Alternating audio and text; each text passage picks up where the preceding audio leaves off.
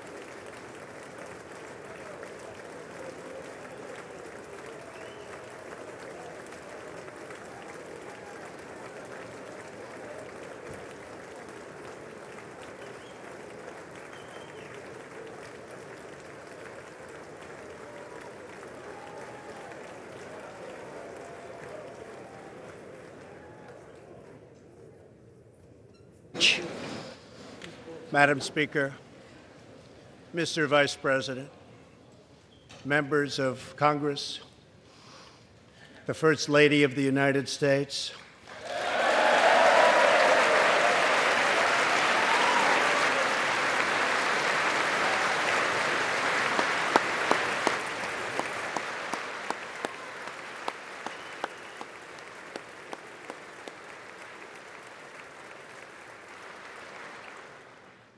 and my fellow Americans.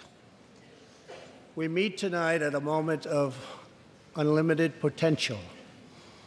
As we begin a new Congress, I stand here ready to work with you to achieve historic breakthroughs for all Americans. Millions of our fellow citizens are watching us now gathered in this great chamber, hoping that we will govern not as two parties, but as one nation.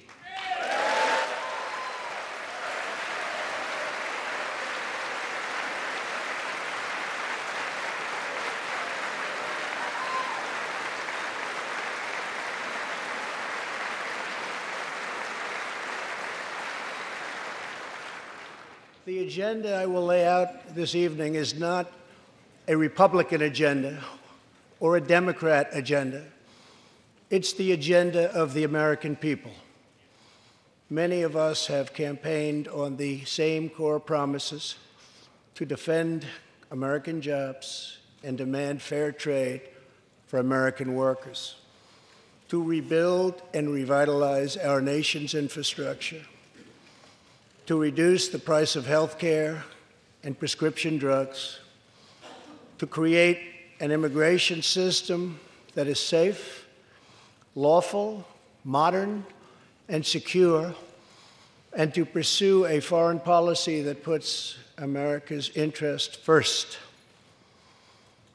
There is a new opportunity in American politics if only we have the courage together to seize it.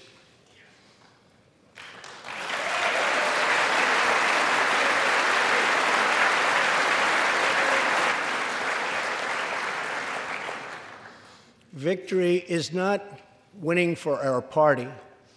Victory is winning for our country.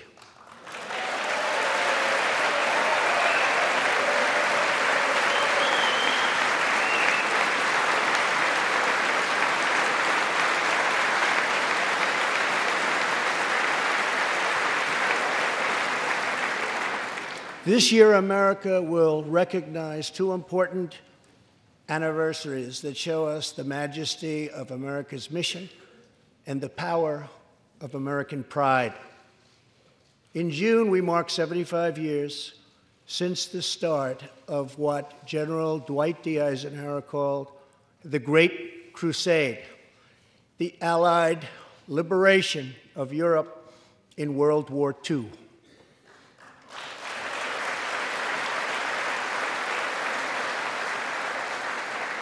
On D-Day, June 6, 1944, 15,000 young American men jumped from the sky, and 60,000 more stormed in from the sea to save our civilization from tyranny.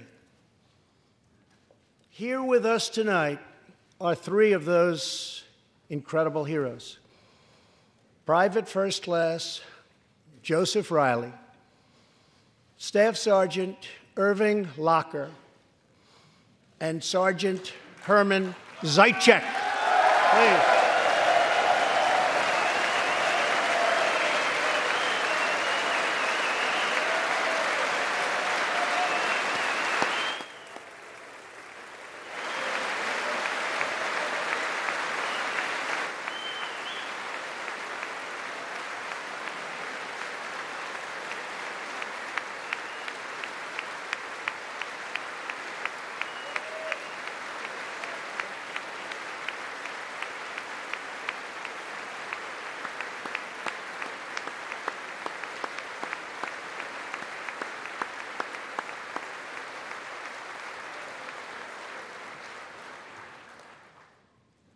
Gentlemen, we salute you. In 2019, we also celebrate 50 years since brave young pilots flew 250,000 miles through space to plant the American flag on the face of the moon. Half a century later, we are joined by one of the Apollo 11 astronauts who planted that flag, Buzz Aldrin.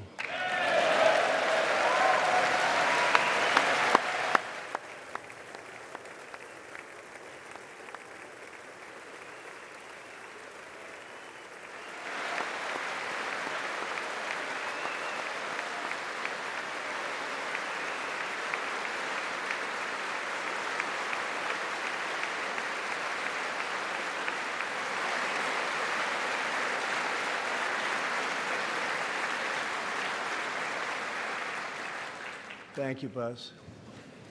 This year, American astronauts will go back to space on American rockets.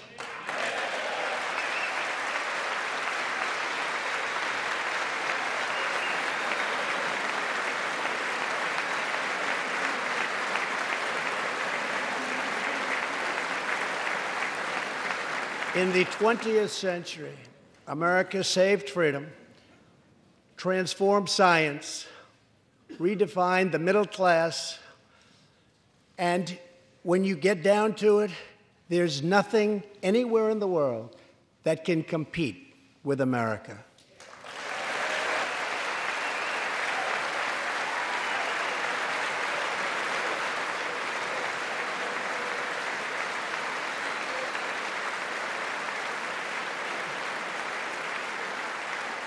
Now we must step boldly and bravely into the next chapter of this great American adventure. And we must create a new standard of living for the 21st century. An amazing quality of life for all of our citizens is within reach. We can make our communities safer, our families stronger, our culture richer, our faith deeper, and our middle class bigger and more prosperous than ever before.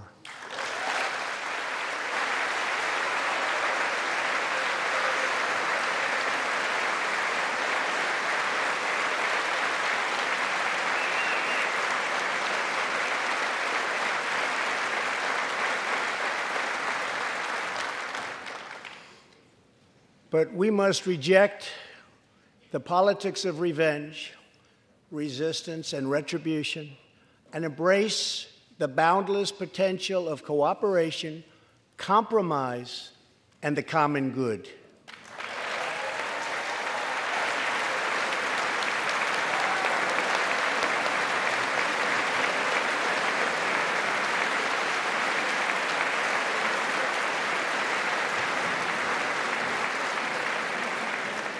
Together, we can break decades of political stalemate. We can bridge old divisions, heal old wounds, build new coalitions, forge new solutions, and unlock the extraordinary promise of America's future. The decision is ours to make. We must choose between greatness or gridlock, results or resistance, vision or vengeance, incredible progress or pointless destruction. Tonight, I ask you to choose greatness.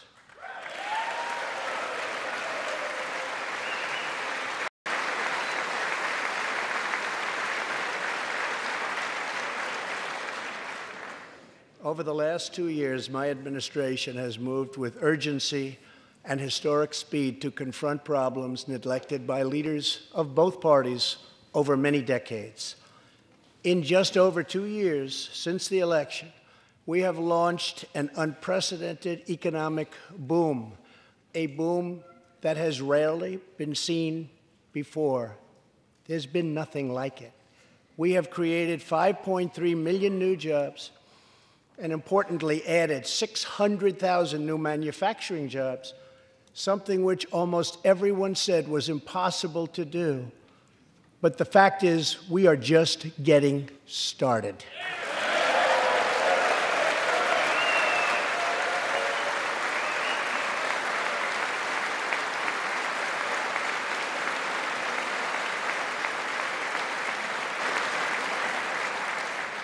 Wages are rising at the fastest pace in decades and growing for blue-collar workers who I promised to fight for. They're growing faster than anyone else thought possible. Nearly 5 million Americans have been lifted off food stamps.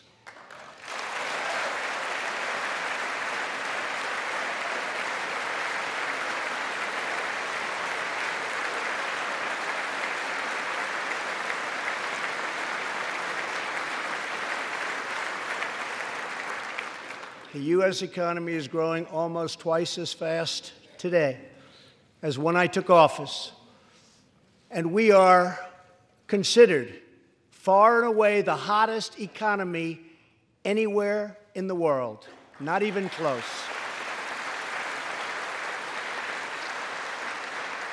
Unemployment has reached the lowest rate in over half a century.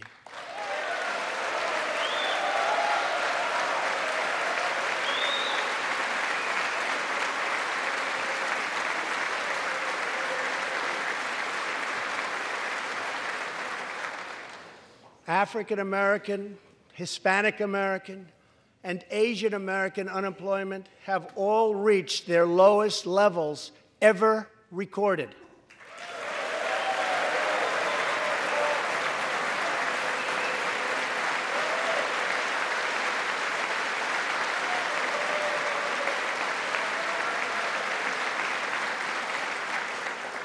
Unemployment for Americans with disabilities has also reached an all-time low.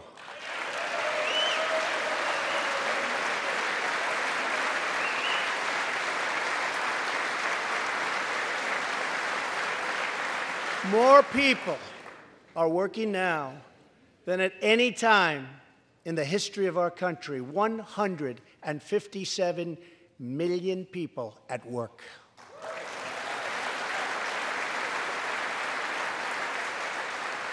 We passed a massive tax cut for working families and doubled the child tax credit.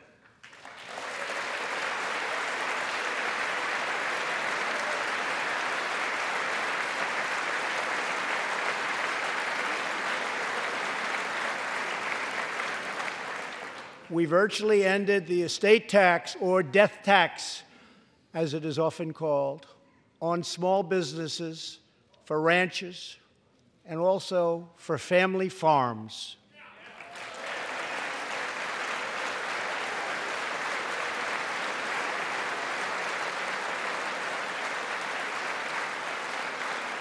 We eliminated the very unpopular Obamacare individual mandate penalty.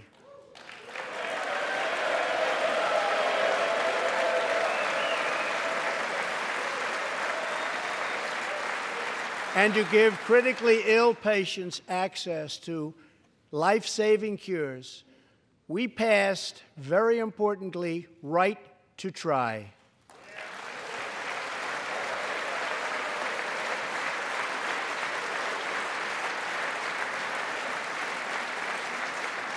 My administration has cut more regulations in a short period of time than any other administration during its entire tenure.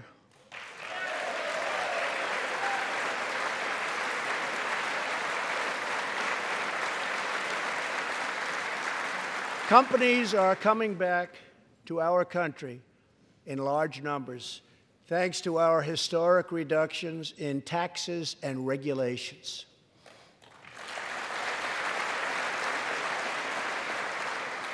And we have unleashed a revolution in American energy. The United States is now the #1 producer of oil and natural gas anywhere in the world.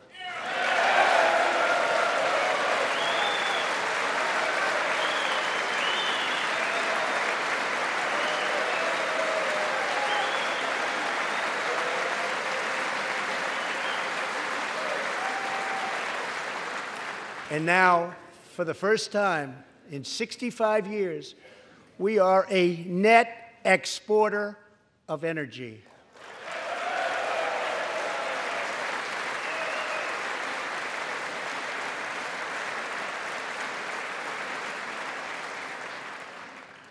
After 24 months of rapid progress, our economy is the envy of the world. Our military is the most powerful on earth by far. And America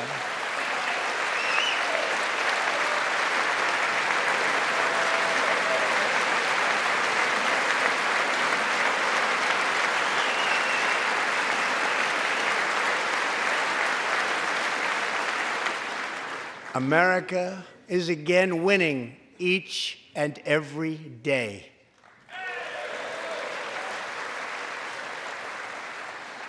Members of Congress, the state of our union is strong.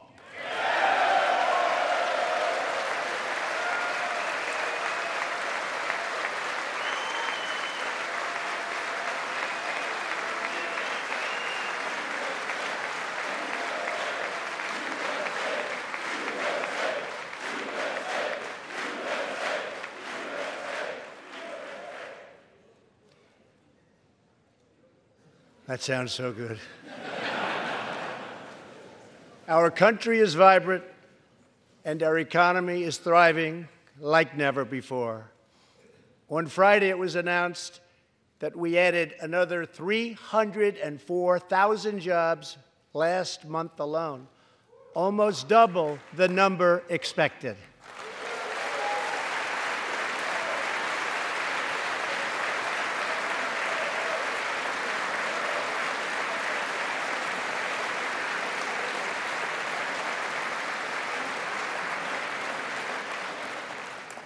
An economic miracle is taking place in the United States, and the only thing that can stop it are foolish wars, politics, or ridiculous partisan investigations.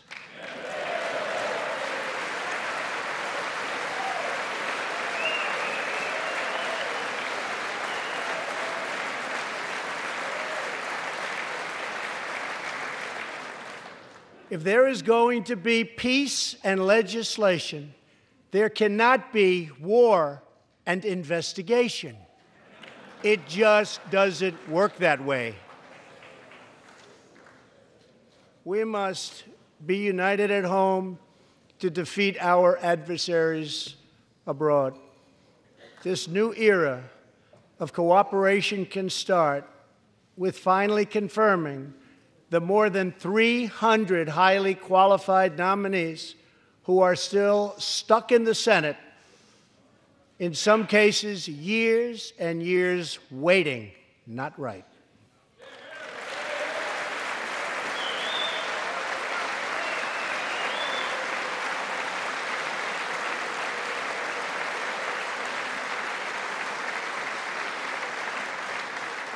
The Senate has failed to act on these nominations, which is unfair to the nominees and very unfair to our country. Now is the time for bipartisan action. Believe it or not, we have already proven that that's possible. In the last Congress, both parties came together to pass unprecedented legislation to confront the opioid crisis, a sweeping new farm bill, historic VA reforms, and after 4 decades of rejection, we passed VA accountability so that we can finally terminate those who mistreat our wonderful veterans.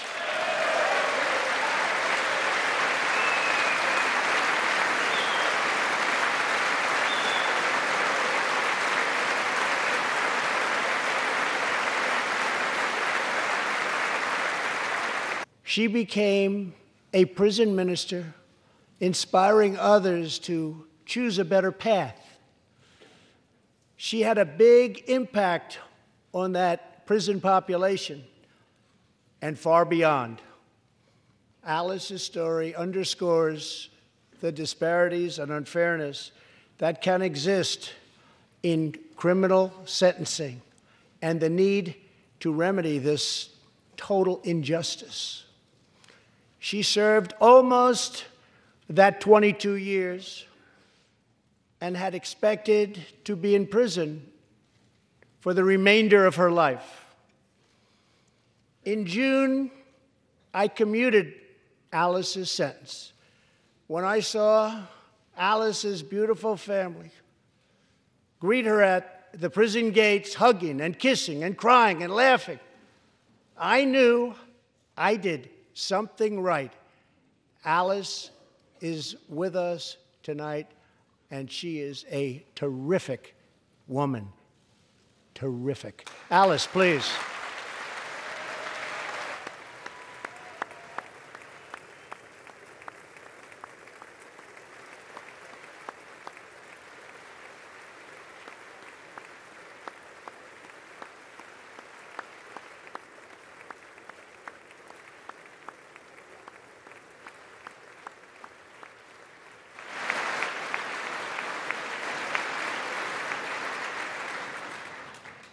Alice, thank you for reminding us that we always have the power to shape our own destiny. Thank you very much, Alice. Thank you very much.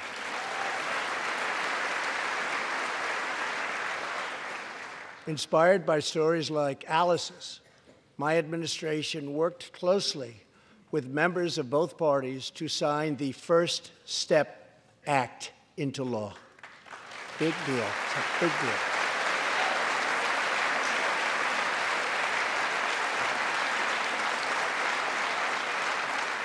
This legislation reformed sentencing laws that have wrongly and disproportionately harmed the African American community. The First Step Act gives nonviolent offenders the chance to re-enter society as productive, law-abiding citizens. Now, states across the country are following our lead. America is a nation that believes in redemption. We are also joined tonight by Matthew Charles from Tennessee. In 1996, at the age of 30, Matthew was sentenced to 35 years for selling drugs and related offenses. Over the next 2 decades, he completed more than 30 Bible studies, became a law clerk, and mentored many of his fellow inmates. Now Matthew is the very first person to be released from prison under the First Step Act.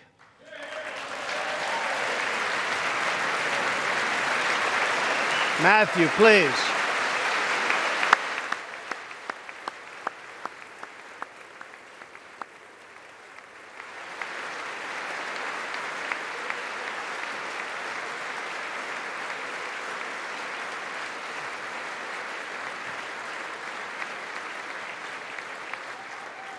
Thank you, Matthew. Welcome home.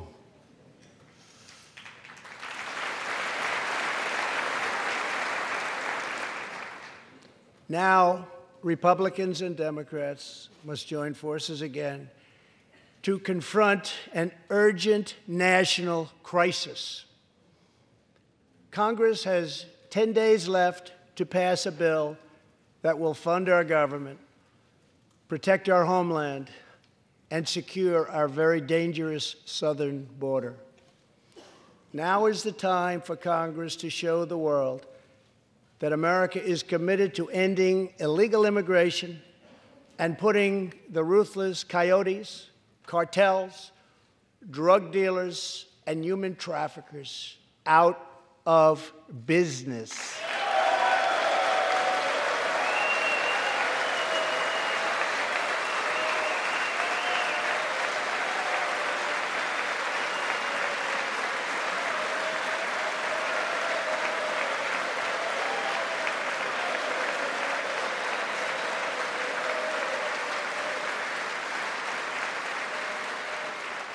As we speak, large, organized caravans are on the march to the United States.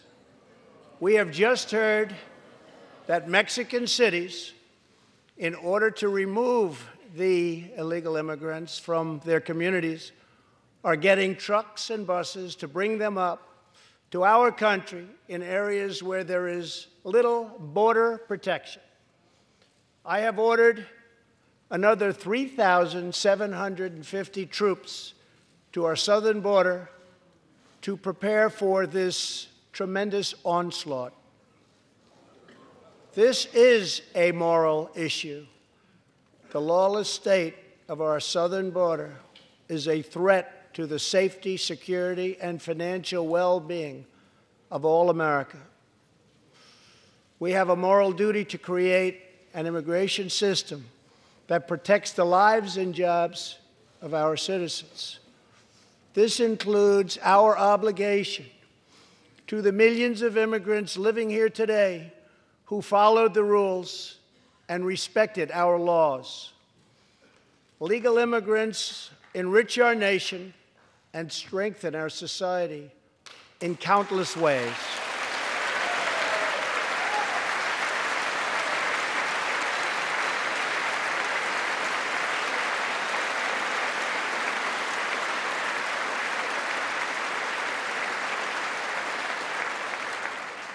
I want people to come into our country in the largest numbers ever, but they have to come in legally.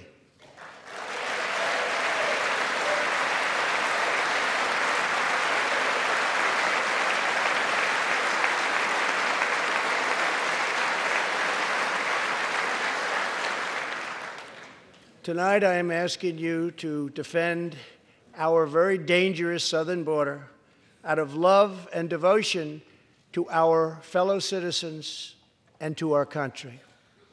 No issue better illustrates the divide between America's working class and America's political class than illegal immigration. Wealthy politicians and donors push for open borders while living their lives behind walls and gates and guards.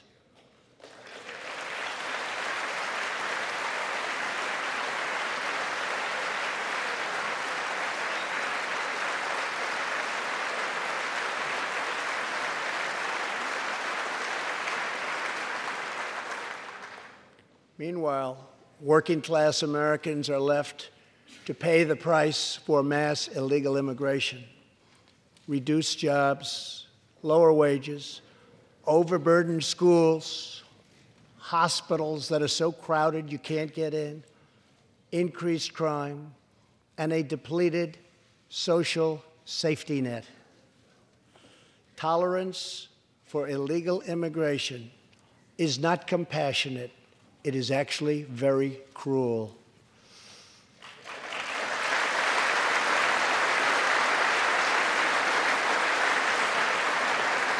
One in 3 women is sexually assaulted on the long journey north. Smugglers use migrant children as human pawns to exploit our laws and gain access to our country. Human traffickers and sex traffickers take advantage of the wide open areas between our ports of entry to smuggle thousands of young girls and women into the United States and to sell them into prostitution and modern-day slavery. Tens of thousands of innocent Americans are killed by lethal drugs that cross our border and flood into our cities, including meth, heroin, cocaine, and fentanyl. The savage gang, MS-13, now operates in at least 20 different American states, and they almost all come through our southern border. Just yesterday, an MS-13 gang member was taken into custody for a fatal shooting on a subway platform in New York City. We are removing these gang members by the thousands, but until we secure our border, they're going to keep streaming right back in. Year after year, countless Americans are murdered by criminal, illegal aliens. I've gotten to know many wonderful angel moms and dads and families. No one should ever have to suffer the horrible heartache that they have had to endure. Here tonight is Deborah Bissell. Just 3 weeks ago, Deborah's parents, Gerald and Sharon, were burglarized and shot to death in their Reno, Nevada home by an illegal alien. They were in their 80s and are survived by 4 children, 11 grandchildren, and 20 great-grandchildren. Also here tonight are Gerald and Sharon's granddaughter, Heather, and great-granddaughter, Madison. To Deborah, Heather, Madison, please stand. Few can understand your pain. Thank you, and thank you for being here. Thank you very much.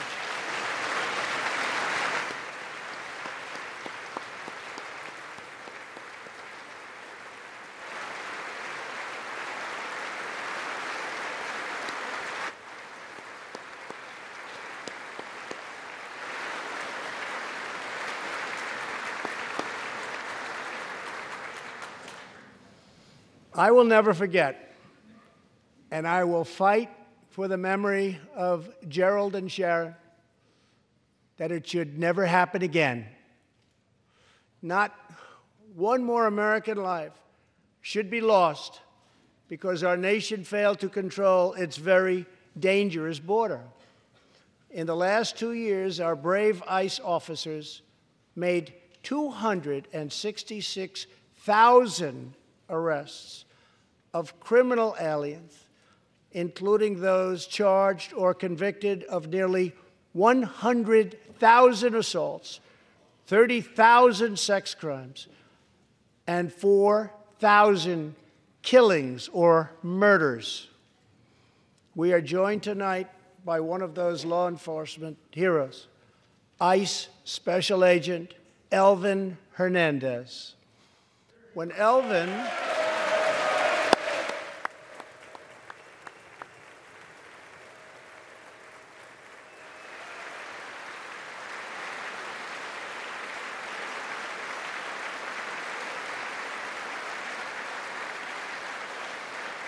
Thank you. When Elvin was a boy, he and his family legally immigrated to the United States from the Dominican Republic. At the age of 8, Elvin told his dad he wanted to become a special agent. Today, he leads investigations into the scourge of international sex trafficking. Elvin says that if I can make sure these young girls get their justice, I've really done my job. Thanks to his work and that of his incredible colleagues, more than 300 women and girls have been rescued from the horror of this terrible situation. And more than 1,500 sadistic traffickers have been put behind bars.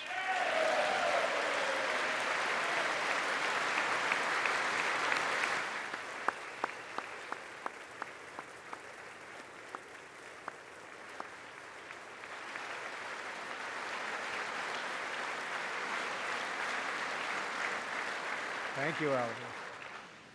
We will always support the brave men and women of law enforcement, and I pledge to you tonight that I will never abolish our heroes from ICE. Thank you.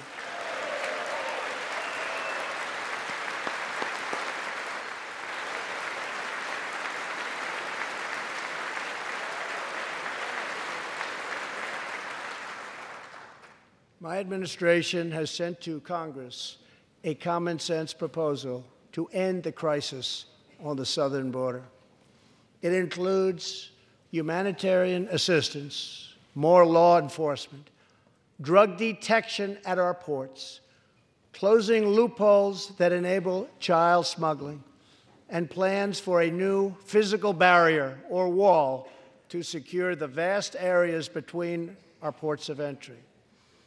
In the past, most of the people in this room voted for a wall, but the proper wall never got built. I will get it built.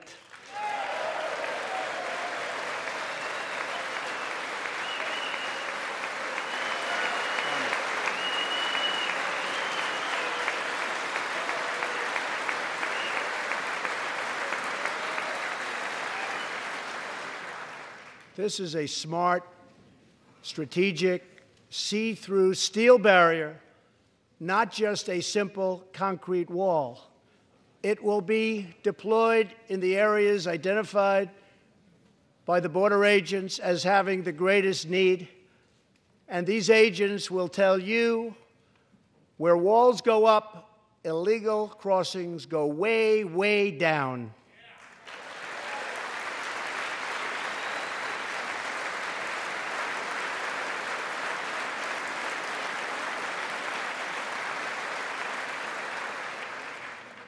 San Diego used to have the most illegal border crossings in our country. In response, a strong security wall was put in place. This powerful barrier almost completely ended illegal crossings. The border city of El Paso, Texas, used to have extremely high rates of violent crime, one of the highest in the entire country, and considered one of our nation's most dangerous cities. Now, immediately upon its building, with a powerful barrier in place, El Paso is one of the safest cities in our country. Simply put, walls work and walls save lives.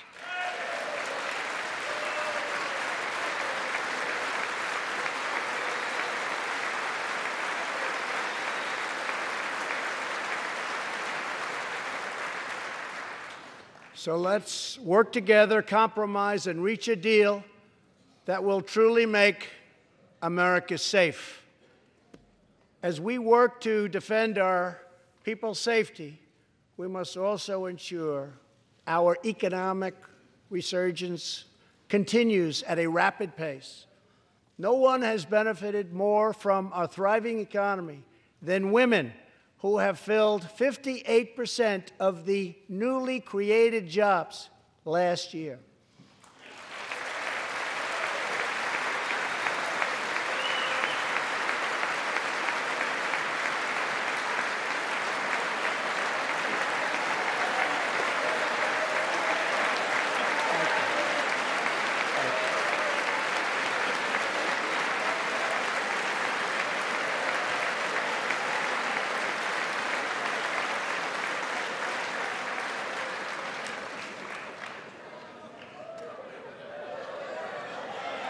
You weren't supposed to do that.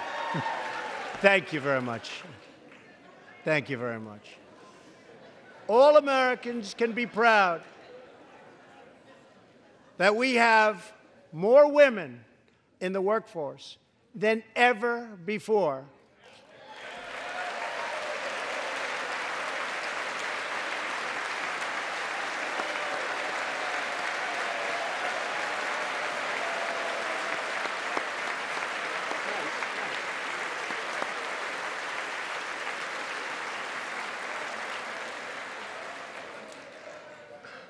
Don't sit yet. You're going to like this. And exactly 1 century after Congress passed the constitutional amendment giving women the right to vote, we also have more women serving in Congress than at any time before.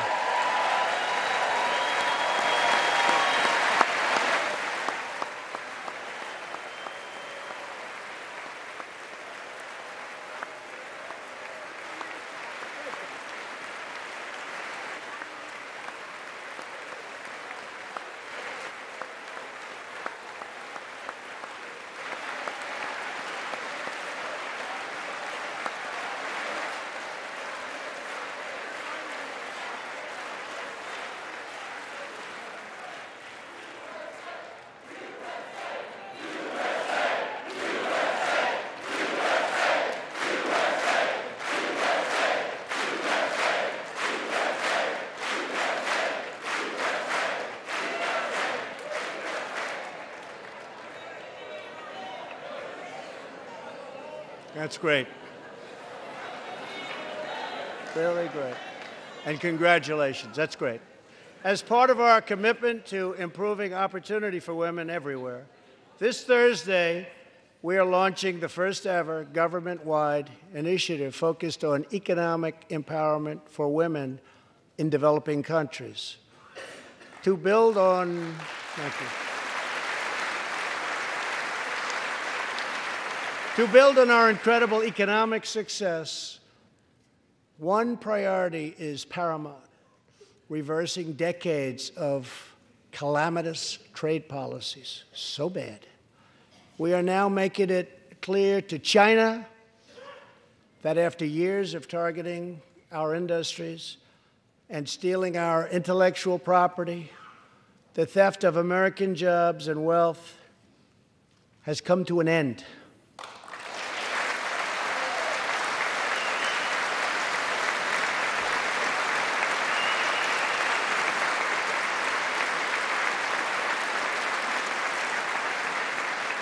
Therefore, we recently imposed tariffs on $250 billion of Chinese goods, and now our Treasury is receiving billions and billions of dollars. But I don't blame China for taking advantage of us. I blame our leaders and representatives for allowing this travesty to happen. I have great respect for President Xi, and we are now working on a new trade deal with China. But it must include real structural change to end unfair trade practices, reduce our chronic trade deficit, and protect American jobs.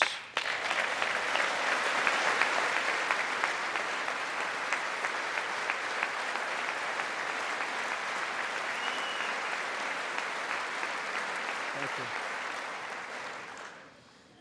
Another historic trade blunder was the catastrophe known as NAFTA. I have met the men and women of Michigan, Ohio, Pennsylvania, Indiana, New Hampshire, and many other states whose dreams were shattered by the signing of NAFTA. For years, politicians promised them they would renegotiate for a better deal, but no one ever tried until now. Our new U.S.-Mexico-Canada agreement, the USMCA, will replace NAFTA and deliver for American workers like they haven't had delivered to for a long time. I hope you can pass the USMCA into law so that we can bring back our manufacturing jobs in even greater numbers, expand American agriculture, protect intellectual property, and ensure that more cars are proudly stamped with our four beautiful words: Made in the USA.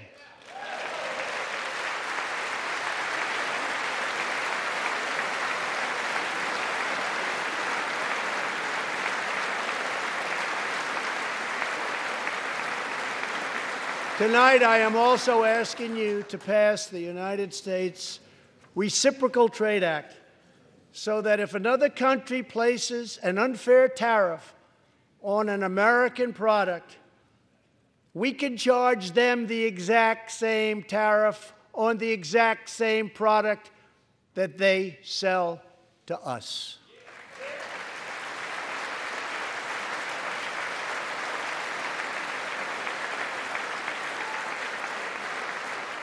Both parties should be able to unite for a great rebuilding of America's crumbling infrastructure.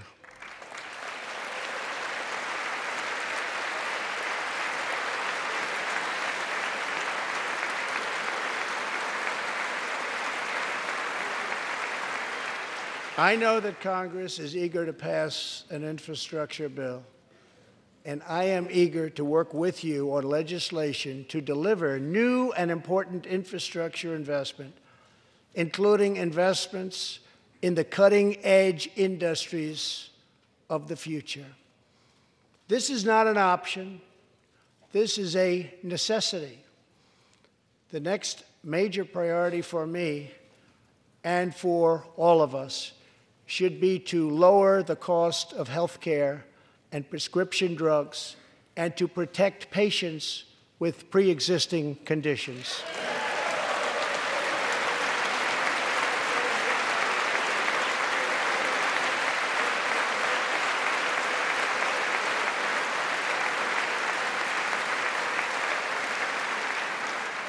Already as a result of my administration's efforts in 2018, drug prices experienced their single largest decline in 46 years.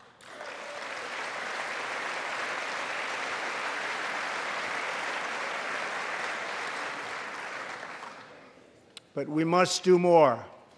It's unacceptable that Americans pay vastly more than people in other countries for the exact same drugs, often made in the exact same place. This is wrong, this is unfair, and together we will stop it, and we'll stop it fast.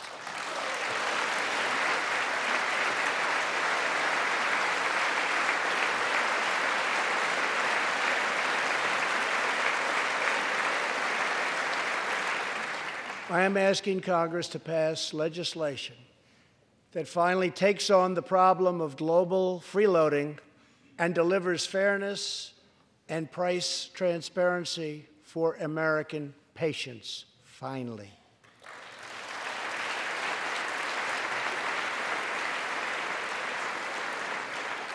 We should also require drug companies, insurance companies, and hospitals to disclose real prices to foster competition and bring costs way down.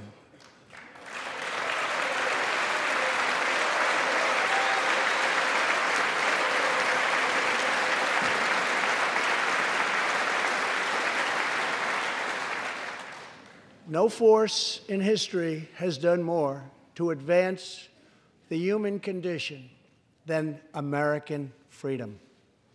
In recent years,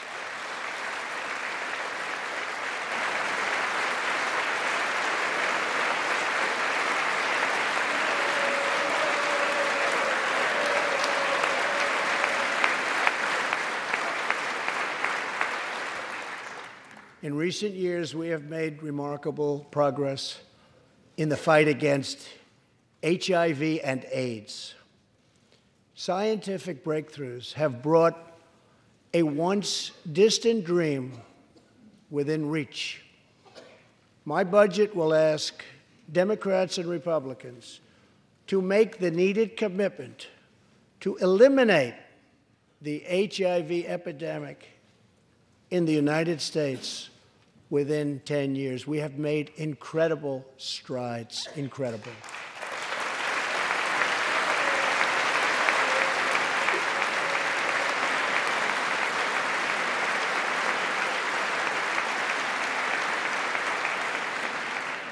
Together, we will defeat AIDS in America and beyond.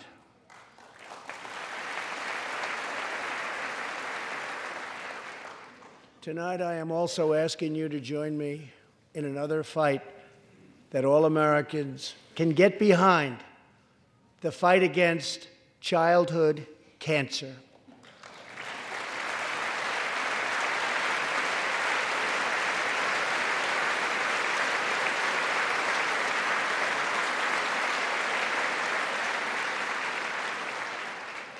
Joining Melania in the gallery this evening is a very brave 10-year-old girl, Grace Eline.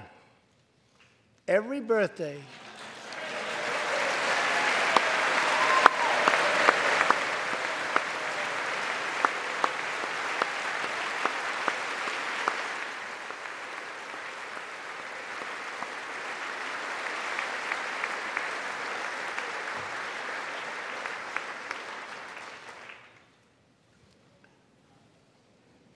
hi, Grace.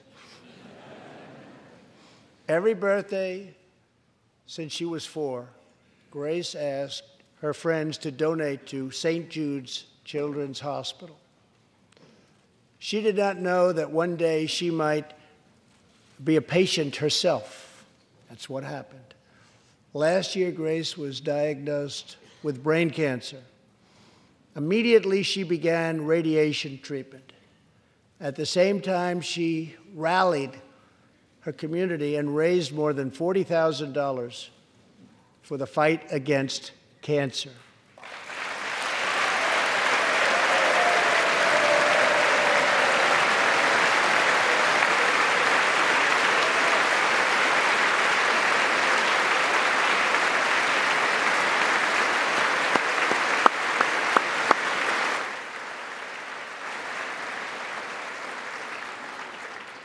When Grace completed treatment last fall, her doctors and nurses cheered.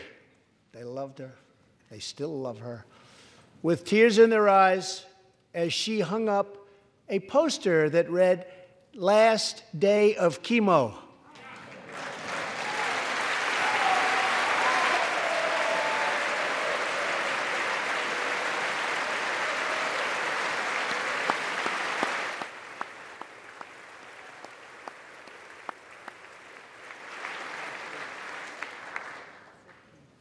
Thank you very much, Grace. You are a great inspiration to everyone in this room. Thank you very much. Many childhood cancers have not seen new therapies in decades. My budget will ask Congress for $500 million over the next 10 years to fund this critical life-saving research. To help support working parents, the time has come to pass school choice for Americans' children.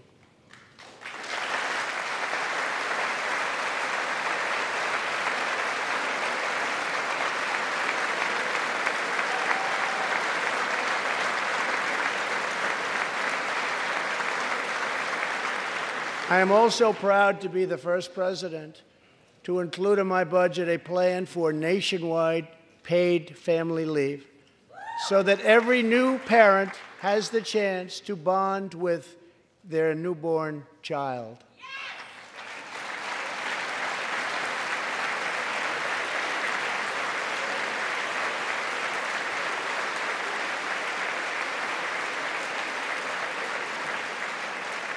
There could be no greater contrast to the beautiful image of a mother holding her infant child than the chilling displays our nation saw in recent days. Lawmakers in New York cheered with delight upon the passage of legislation that would allow a baby to be ripped from the mother's womb moments from birth. These are living, feeling, beautiful babies who will never get the chance to share their love and their dreams with the world. And then we had the case of the governor of Virginia, where he stated he would execute a baby after birth. To defend the dignity of every person, I am asking Congress to pass legislation to prohibit the late-term abortion of children who can feel pain in the mother's womb.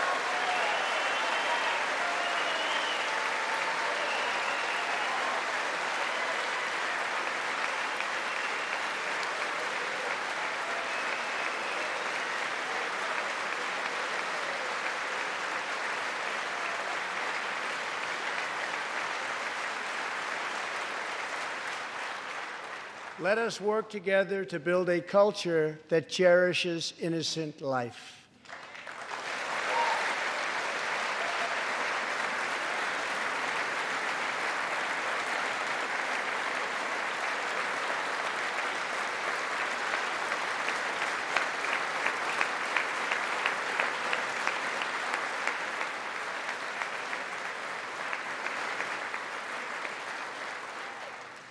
And let us reaffirm a fundamental truth. All children, born and unborn, are made in the holy image of God. The final part of my agenda is to protect American security. Over the last 2 years, we have begun to fully rebuild the United States military with $700 billion last year and $716 billion this year. We are also getting other nations to pay their fair share. Finally.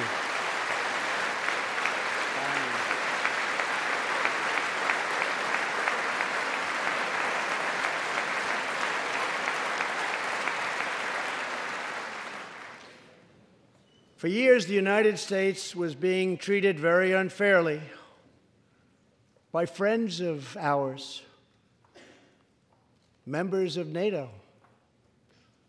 But now we have secured, over the last couple of years, more than $100 billion of increase in defense spending from our NATO allies. They said it couldn't be done.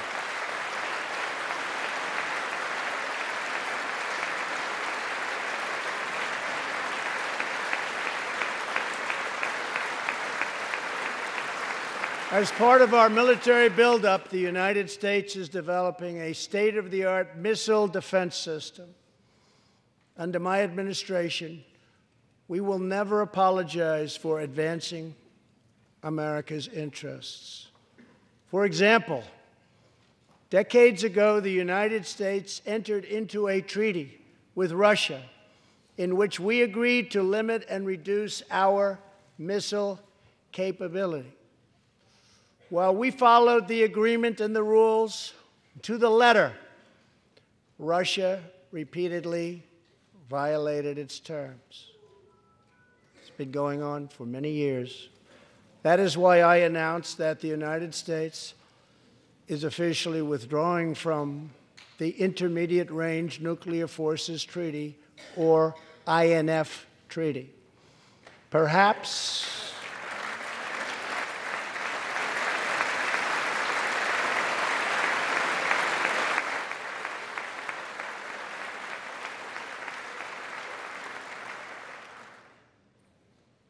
we really have no choice. Perhaps we can negotiate a different agreement, adding China and others. Or perhaps we can't, in which case we will outspend and out-innovate all others by far.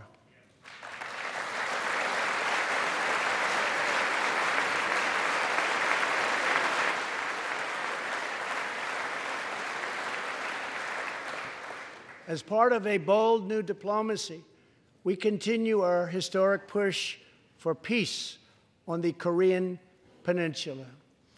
Our hostages have come home.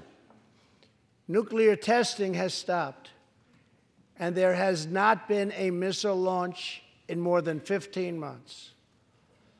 If I had not been elected President of the United States, we would right now, in my opinion, be in a major war with North Korea.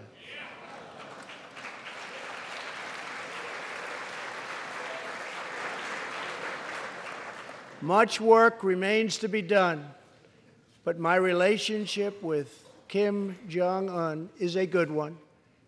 Chairman Kim and I will meet again on February 27th and 28th in Vietnam.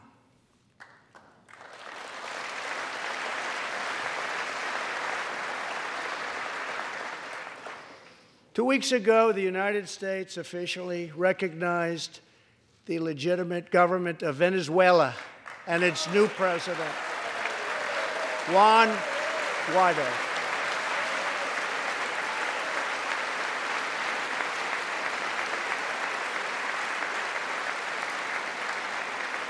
We stand with the Venezuelan people in their noble quest for freedom, and we condemn the brutality of the Maduro regime, whose socialist policies have turned that nation from being the wealthiest in South America into a state of abject poverty and despair.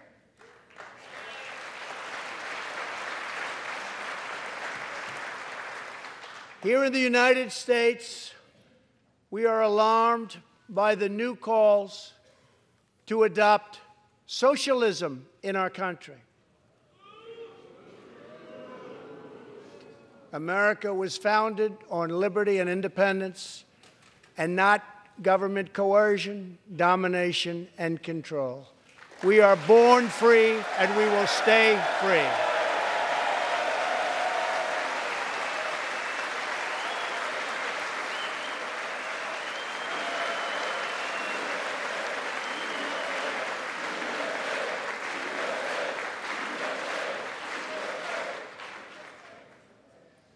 Tonight, we renew our resolve that America will never be a socialist country.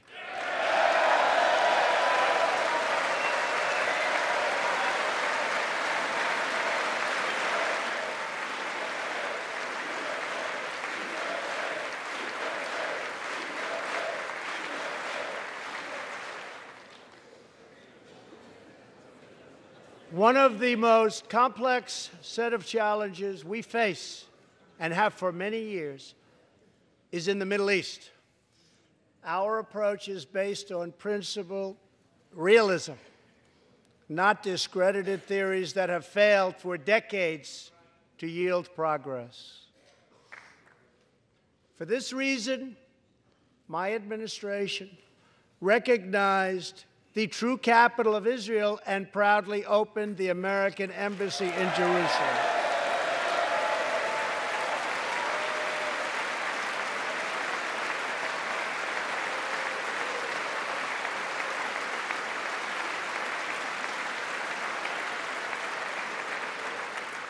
Our brave troops have now been fighting in the Middle East for almost 19 years. In Afghanistan and Iraq, nearly 7,000 American heroes have given their lives. More than 52,000 Americans have been badly wounded. We have spent more than $7 trillion in fighting wars in the Middle East. As a candidate for president, I loudly pledged a new approach. Great nations do not fight endless wars.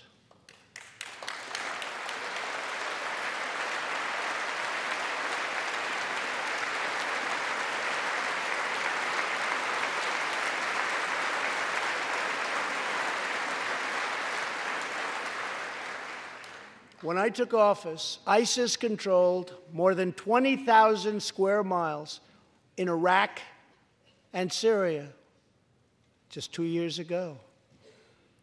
Today, we have liberated virtually all of the territory from the grip of these bloodthirsty monsters.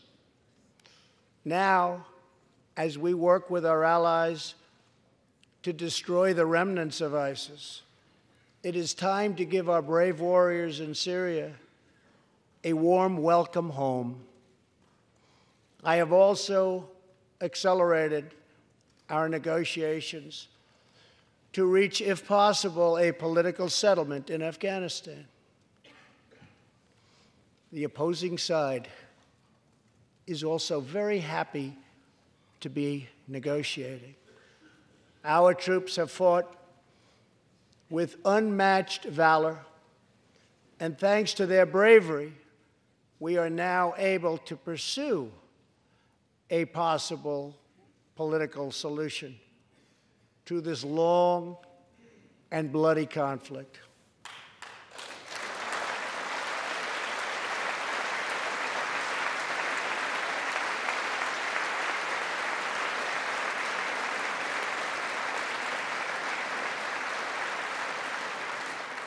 In Afghanistan, my administration is holding constructive talks with a number of Afghan groups, including the Taliban. As we make progress in these negotiations, we will be able to reduce our troops' presence and focus on counterterrorism, and we will indeed focus on counterterrorism. We do not know whether we'll achieve an agreement, but we do know that after 2 decades of war, the hour has come to at least try for peace, and the other side would like to do the same thing. It's time.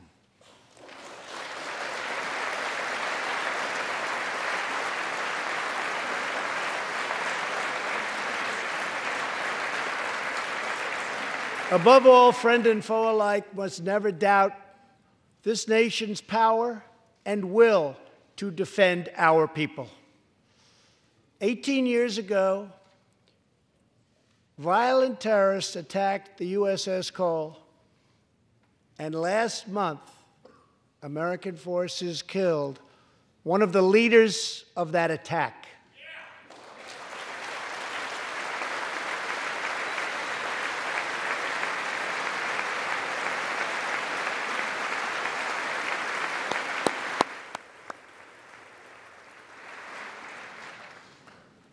We are honored to be joined tonight by Tom Wibberley, whose son, Navy seaman Craig Wibberley, was one of the 17 sailors we tragically lost. Tom, we vow to always remember the heroes of the USS Cole. Thank you, Tom.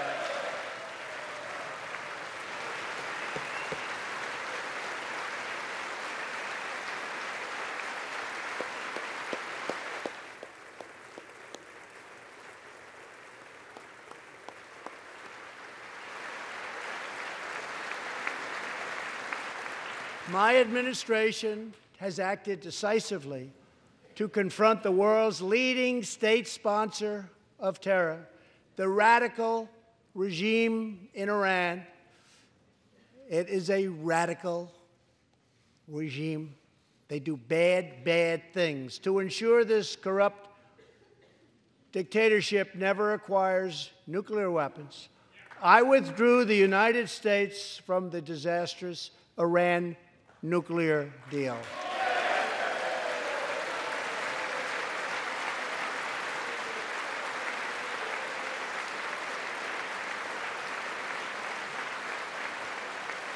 And last fall, we put in place the toughest sanctions ever imposed by us on a country. We will not avert our eyes from a regime that chants death to America and threatens genocide against the Jewish people.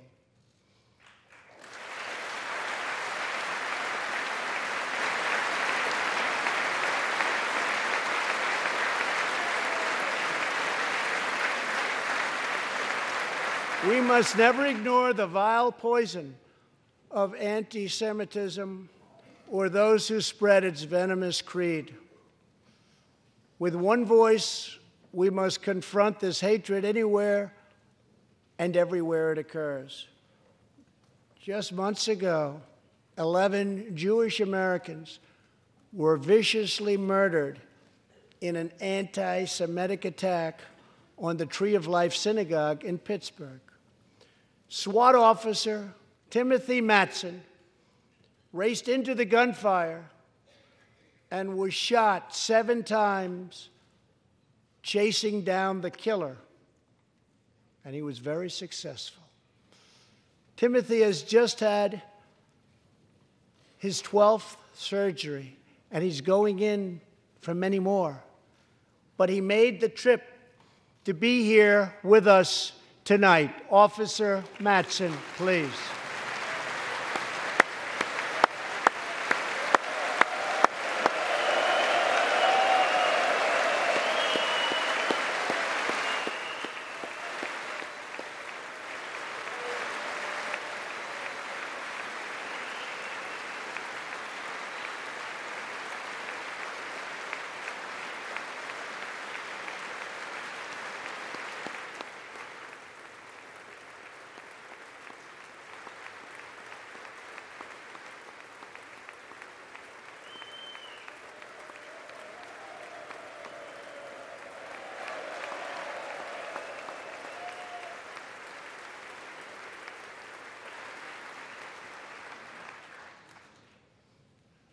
Thank you. We are forever grateful. Thank you very much. Tonight, we are also joined by Pittsburgh survivor, Judah Samet. He arrived at the synagogue as the massacre began. But not only did Judah narrowly escape death last fall, more than 7 decades ago, he narrowly survived the Nazi concentration camps. Today is Judah's 81st birthday.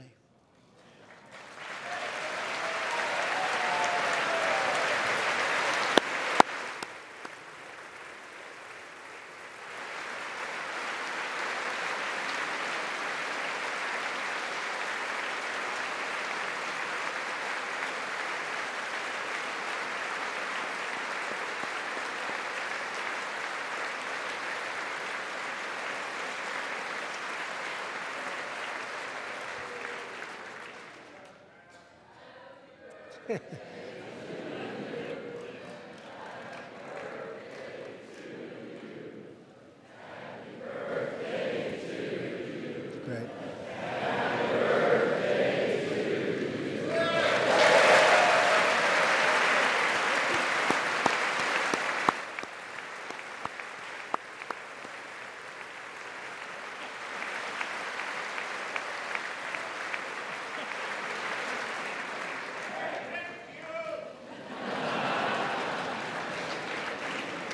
They wouldn't do that for me, Judah. Judah says he can still remember the exact moment nearly 75 years ago, after 10 months in a concentration camp, when he and his family were put on a train and told they were going to another camp. Suddenly, the train screeched to a very strong halt. A soldier appeared. Judah's family braced for the absolute worst. Then his father cried out with joy, "It's the Americans! It's the Americans!"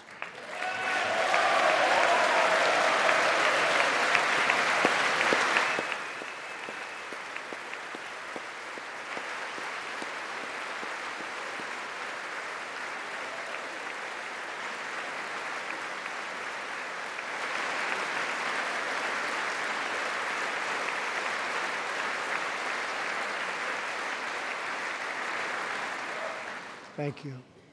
A second Holocaust survivor who is here tonight, Joshua Kaufman, was a prisoner at Dachau.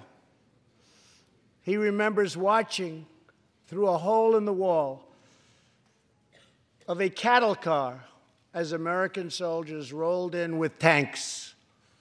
To me, Joshua recalls, the American soldiers were proof that God exists. And they came down from the sky. They came down from heaven.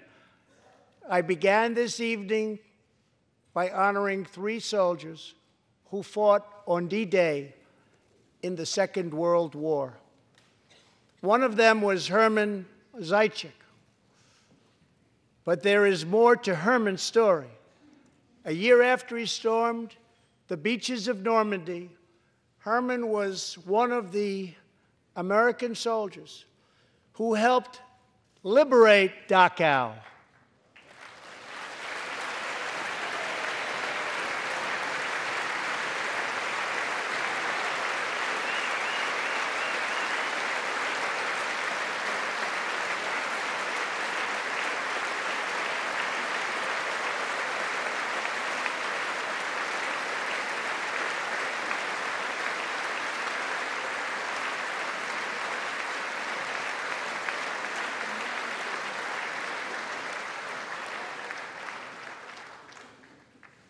He was one of the Americans who helped rescue Joshua from that hell on earth. Almost 75 years later, Herman and Joshua are both together in the gallery tonight, seated side by side, here in the home of American freedom. Herman and Joshua, your presence this evening is very much appreciated. Thank you very much.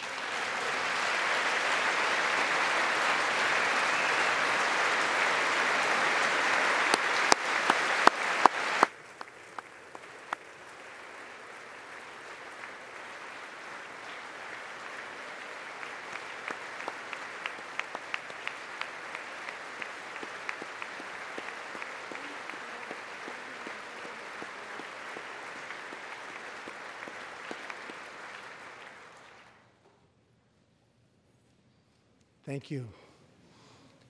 When American soldiers set out beneath the dark skies over the English Channel in the early hours of D-Day 1944, they were just young men of 18 and 19 hurtling on fragile landing craft toward the most momentous battle in the history of war. They did not know if they would survive the hour. They did not know if they would grow old.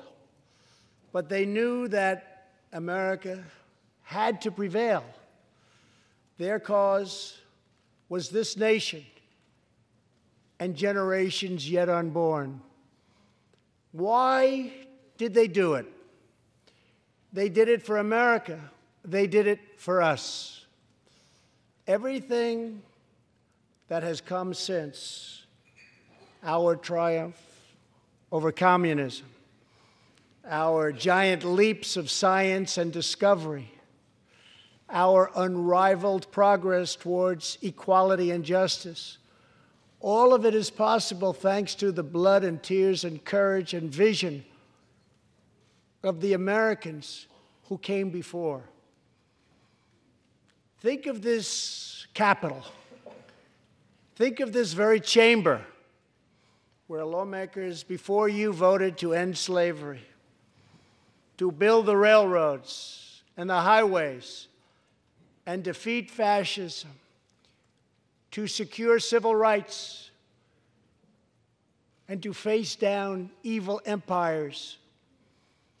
Here tonight, we have legislators from across this magnificent republic. You have come from the rocky shores of Maine and the volcanic peaks of Hawaii, from the snowy woods of Wisconsin and the red deserts of Arizona, from the green farms of Kentucky and the golden beaches of California. Together, we represent the most extraordinary nation in all of history. What will we do with this moment? How will we be remembered? I ask the men and women of this Congress, look at the opportunities before us. Our most thrilling achievements are still ahead. Our most exciting journeys still await.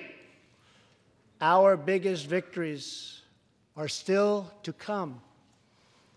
We have not yet begun to dream. We must choose whether we are defined by our differences or whether we dare to transcend them. We must choose whether we squander our great inheritance or whether we proudly declare that we are Americans. We do the incredible. We defy the impossible. We conquer the unknown. This is the time to reignite the American imagination. This is the time to search for the tallest summit and set our sights on the brightest star. This is the time to rekindle the bonds of love and loyalty and memory that link us together as citizens, as neighbors, as patriots. This is our future, our fate, and our choice to make. I am asking you to choose greatness. No matter the trials we face, no matter the challenges to come, we must go forward together. We must keep America first in our hearts. We must keep freedom alive in our souls. And we must always keep faith in America's destiny. That one nation, under God, must be the hope and the promise and the light and the glory among all the nations of the world. Thank you, God bless you, and God bless America. Thank you very much. Thank you.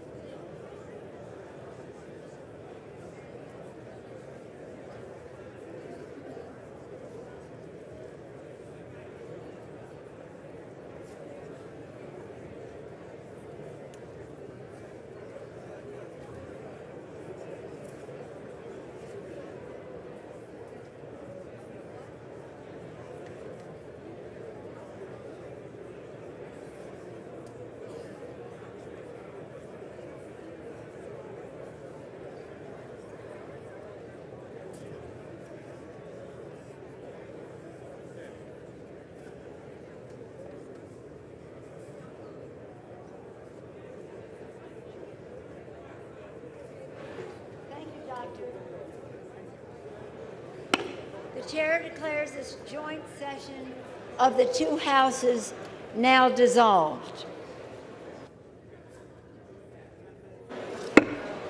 The House will now come to order.